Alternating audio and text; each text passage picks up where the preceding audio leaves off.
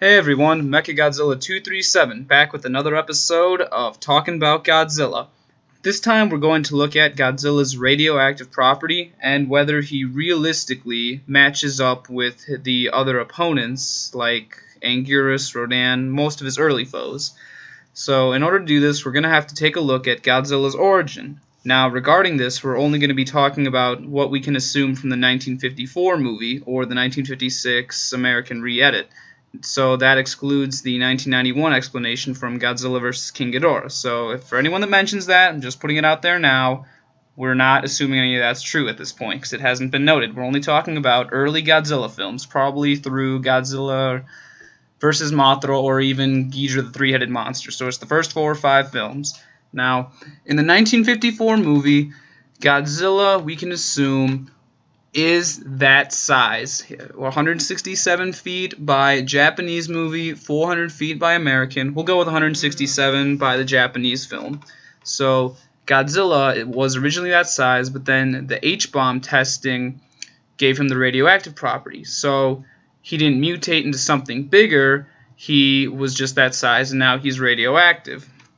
Now, the interesting part with that is the next 2 monsters that followed in the Godzilla franchise, Anguirus in 1955, Godzilla Raids Again, and Rodan from his own movie Rodan in 1956, neither of these 2 monsters were exposed to radiation. They're both just dinosaurs. The size they are is their natural size. They have no form of mutation whatsoever. And so it just really makes you wonder, well, do they even stand a chance against Godzilla? Because if Godzilla used his atomic breath / fire breath, it's not clear which one it really is. We'll talk about that later. But, I mean, it would do some serious damage to either of those monsters because, I mean, if it's radioactive and they're not mutations in any way, that's really going to screw them up. That's just devastating. They wouldn't even stand a chance against God. Even if they touched Godzilla, they would start to have radiation sickness. It doesn't make any sense. So, I don't know. Maybe there is some nuclear origin for Anguirus and Rodan, but it's not mentioned in either of the films, Japanese or American version. So, there's that. And then if you want to go even further with that, look at when Godzilla fought King Kong in 1963. Oh no, that's a bad example. Regardless of whether that was atomic breath or fire, it would still really hurt King Kong. But I mean, if it was radioactive, it'd be the same thing with Anguirus or Rodan. Godzilla would just flat out kick his ass. And looking at film after that, the same thing with Mothra. Well, okay, no, you have to think more about Mothra because then Mothra was spawned from atomic tests. If you go back to Mothra's first movie, Mothra does have that exposition to the nuclear bomb. So that means that up to this point, the only 2 monsters that have been exposed to radiation and have absorbed it are Godzilla and Mothra. So theoretically speaking, Mothra stands the best chance against Godzilla. Now, you're probably wondering, well, what if Godzilla uses his atomic breath? Would that do anything to Mothra since they're both radioactive? And here's where we come back to talking about, is Godzilla's breath atomic breath or is it just fire in the early movies? Personally, I think it's just fire. Even though it's blue because it's really hot fire, if that makes any sense. Because, you know, as fire gets hotter, it turns brighter. So my explanation for that is, if you watch the 1955 Godzilla Raids Again, Godzilla blasts his atomic breath onto Anguirus several times. Anguirus just shakes his head and it doesn't affect him at all.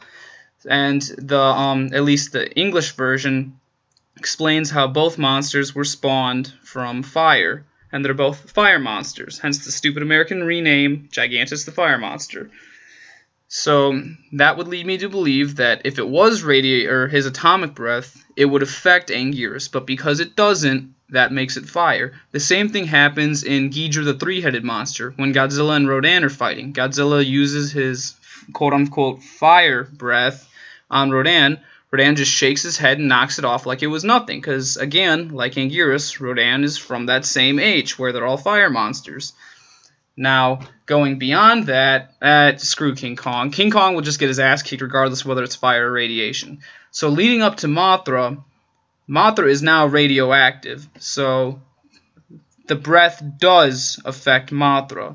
So that leads one to believe if it was just radiation, it would not affect Mothra. But because it hurts Mothra really bad, it burns her wing. That means that, yes, early on, I would say that Godzilla has fire breath.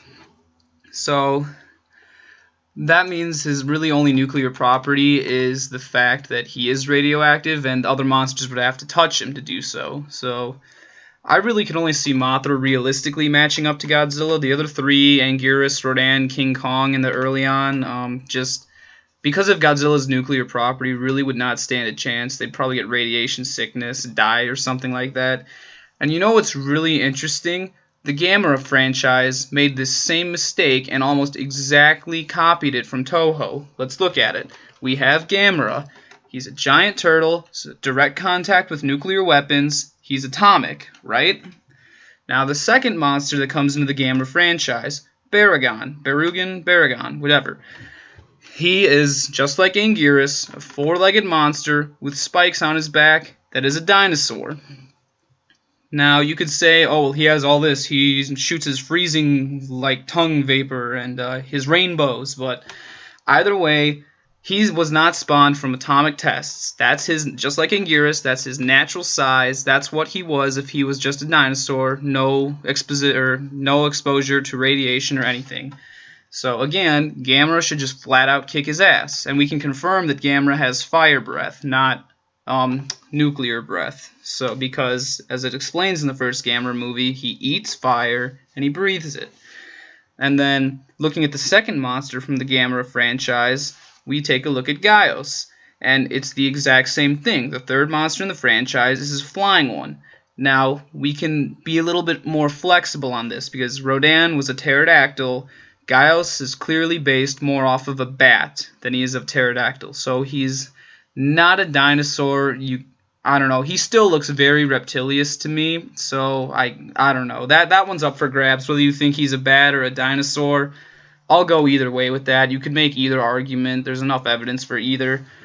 But theoretically, he still doesn't have that exposure to nuclear weapons. That's his natural size, just like Rodan. So Gamera should have just made quick and easy work out of both Gaios and Baragon if they would have come into physical contact, which they did several times in the film.